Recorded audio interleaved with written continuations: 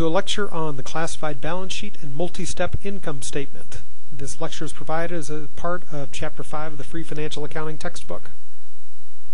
And as you recall, we've studied so far generally accepted accounting principles and where they come from, the Financial Accounting Standards Board.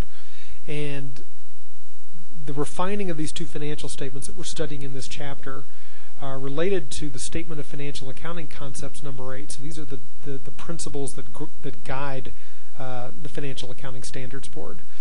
And if you look at this first statement here, that the fundamental qualitative characteristic of information is that it has to be relevant and a faithful representation. Well, what we're doing in this chapter relates to relevance, and specifically relevance. Why does this matter? Why are we telling people this? Most importantly is we want to give people information that makes a difference in the decisions that they make. It's not so what, it is important.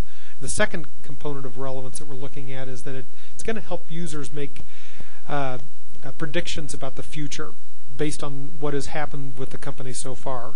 It's also going to allow the user to evaluate how well their prior predictions have come to fruition.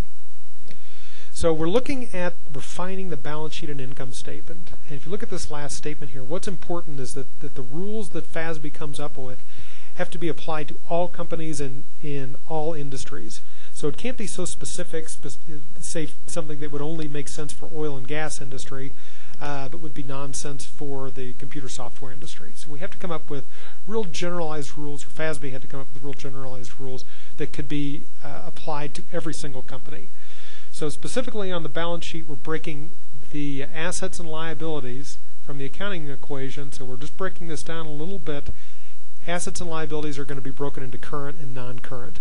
And the general rule here is that 1 year is the dividing line. So anything less than a year is current, anything more than a year is non-current. So if a note receivable is due in 360 days, it's current. If it's due in 370 days, it's non-current. The exception is that if the operating cycle is longer than a year, then we're going to use the operating cycle for that dividing line. But in accounting 1, you don't really need to concern yourself with that. 1 year is going to be the dividing line. Recall, we only break assets and liabilities into current and non-current. We'll show you why in an example in just a moment here. Next, the income statement. You've studied how revenue minus expenses equals net income. Well, we're going to start breaking down some of these into identifiable categories. First of all is this concept of net sales. So sales less returns and allowances and discounts.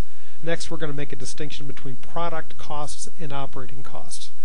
And next, we're going to clearly identify between non-operating revenues and expenses and income taxes and operating revenues, expenses, and income taxes. So we want the items that aren't really related to the core business to be broken out.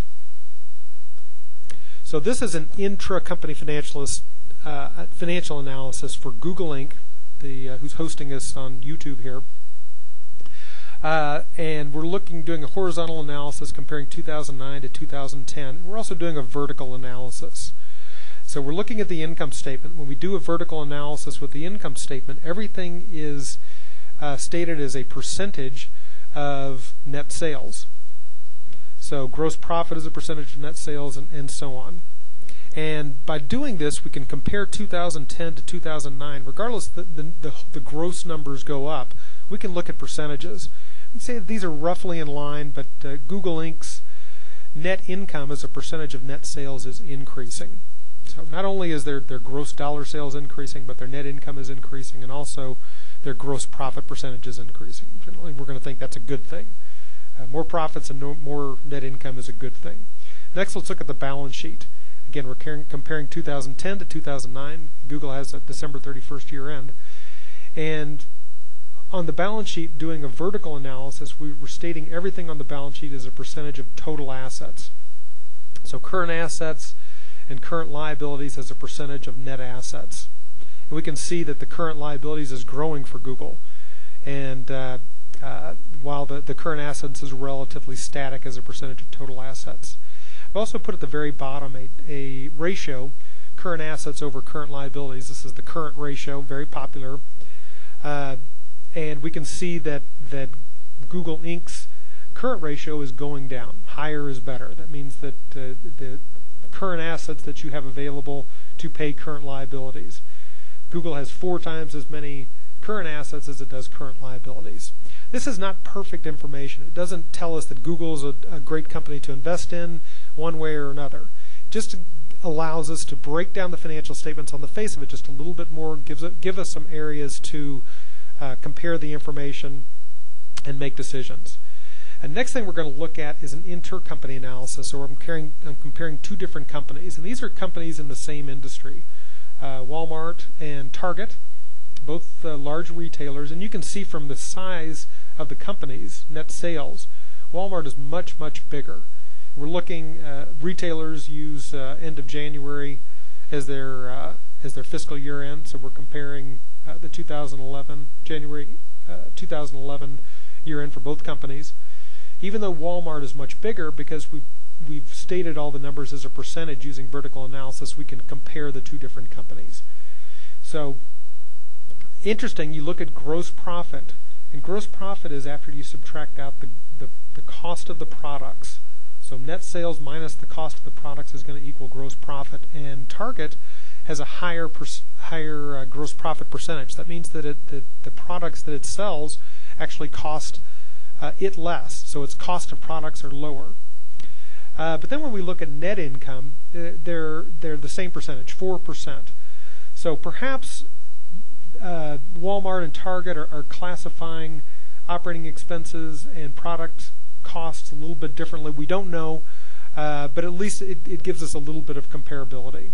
Next, let's look at the balance sheet, and we can compare, look at the current assets and liabilities as a percentage of total assets, and then we can do the current ratio for both companies. We can see that looking at the current ratio for both companies, Target has $1.71 of current assets for every dollar of current liabilities, whereas Walmart has only 89 cents of current assets for every dollar in current liabilities.